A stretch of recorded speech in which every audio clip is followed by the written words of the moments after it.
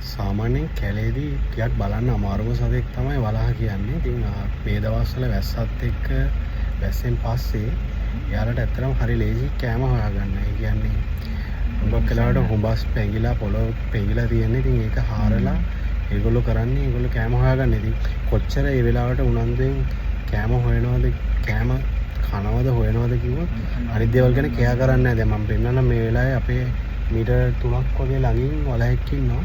ඉතින් එයා මේ කනවා චුට්ටක්වත් මේ වටපිට බලන්නේ නැහැ. මේ වාහන තියෙනවා. එනකොට එයා ඒක කෙයා කරන්නේ නැහැ. බලන්න මම පෙන්නන්න.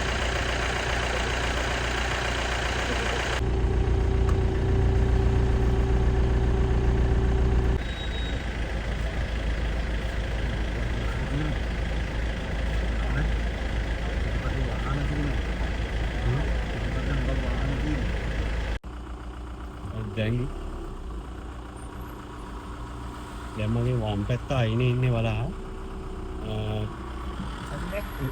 හරි. ඔව් තමයි. ඔෆ් කර. වම් පැත්ත අයිනේ ඉන්නේ.